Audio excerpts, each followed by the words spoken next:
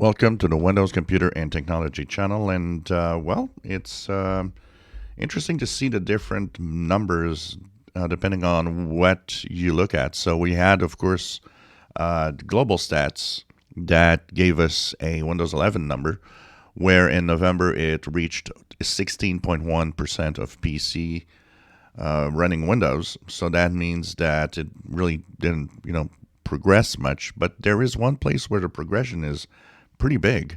And these are numbers that come from Steam. So Steam, of course, is the gaming platform, and it is a very popular place for gamers. Now we got to think about the fact that Windows 11's progression at plus 4.6%, which is a really fast progression. You got to remember that gamers tend to have systems that are much more higher end than the average population.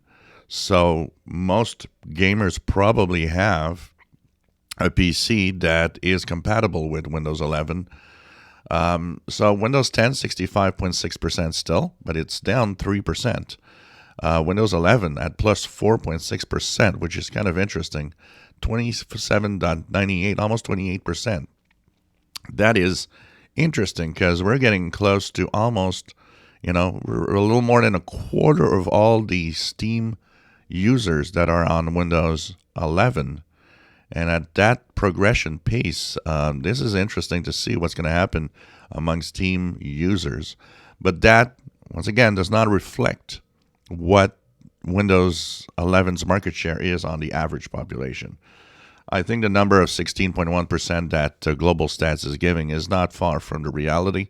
It's probably around there in reality, about 16%, and not really progressing that much. And I think also the other interesting thing here is that the PC gamers are also probably more inclined to upgrade their operating system, especially when you get a free upgrade, than the standard population once again.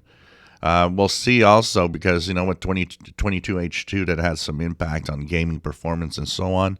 We'll see if that could actually slow down the Windows 11 progression on Steam, but kind of interesting numbers here. A huge jump, 4.6%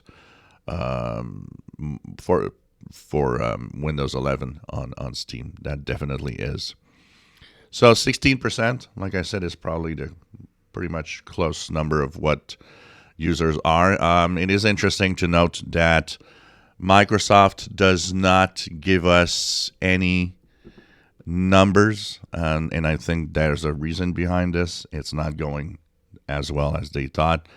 If you guys remember how happy Microsoft was to give us numbers of Windows 10 all the time, well, the lack of numbers for Windows 11, I think, speaks for itself.